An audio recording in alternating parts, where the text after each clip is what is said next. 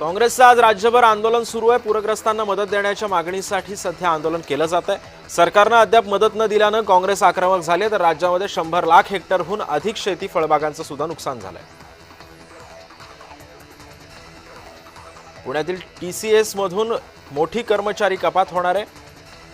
2,500 कर्मचाऱ्यांची कपात करण्याची शक्यता असून त्यामुळे आता IT कर्मचारी संघटनेनं मुख्यमंत्र्यांकडे धाव घेतली आहे। मुख्यमंत्री देवेंद्र फडणवीस यांना तक्रारीचा ईमेल आलाय, तर TCS कंपनीनं सर्व आरोप आता फेटाळून लावलेले आहेत।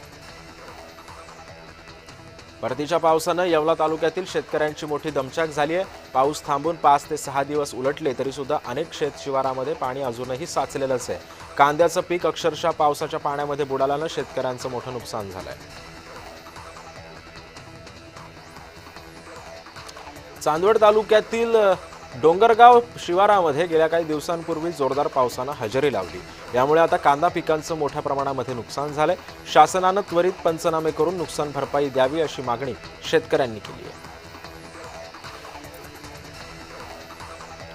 मालेगावात 50 वर्षांच्या परंपरेनुसार 100 फुटी रावणाचं दहन झालंय। हजारोंच्या संख्येनं मालेगावकर या सगळ्या सोहळ्याला उपस्थित होते। ढोल ताशांच्या गजरामध्ये विविध नृत्य पथकांची मिरवणूक सुद्धा काढण्यात आली। विजयादशमीच्या निमित्तानं यंदा सुद्धा मनमाडच्या महर्षी वाल्मिकी स्टेडियममध्ये 40 फुटी रावणाचं दहन करण्यात आलंय। पंकज खताळ पाटील फाउंडेशनच्या वतीनं रावण दहनाचा कार्यक्रम आयोजित करण्यात आलेला होता। फटाक्यांची आतषबाजी करत सुद्धा यावेळी मनमाडकरांनी मोठी गर्दी केली होती। दसऱ्या निमित्तानं कल्याणच्या दुर्गाडी खाडीमध्ये 200हून अधिक सार्वजनिक मंडळांच्या देवींचं तर हजारो घरगुती घटांचं विसर्जन झालंय। रात्री 3 वाजेपर्यंत या विसर्जन मिरवणुका सुरू होत्या। विसर्जनासाठी पोलीस प्रशासन, अग्निशमन दल आणि वैद्यकीय विभाग सुद्धा सज्ज होता। दसरा सणानिमित्त ट्रॅक्टर धुण्यासाठी गेलेल्या चौघांचा पाण्यात बुडून मृत्यू झालाय। संभाजीनगरच्या वाळूज परिसरामधील लिंबे जळगाव इथं ही घटना घडली आहे। इम्रान शेख हे कुटुंबातील इतर 3 सदस्यांसोबत ट्रॅक्टर धुण्यासाठी गेले होते।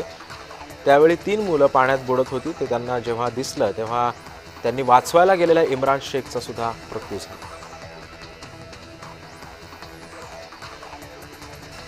अमेरिकेतील महत्त्वाची पर्यटन स्थळं तात्पुरती आता बंद करण्यात आलेली आहेत। मतभेदाच्या सरकारी खर्चाचे विधेयक नामंजूर झालं। यामुळे संघर्षाचा फटका 7.5 लाख कर्मचाऱ्यांना बसणार। भारत चीन दरम्यान थेट विमानसेवा सुरू होणार आहे। इंडिगो एअरलाइन्सची 26 ऑक्टोबरपासून विमानसेवा सुरू होईल। परराष्ट्र मंत्रालयानं प्रेस रिलीजद्वारे ही घोषणा केलेली आहे।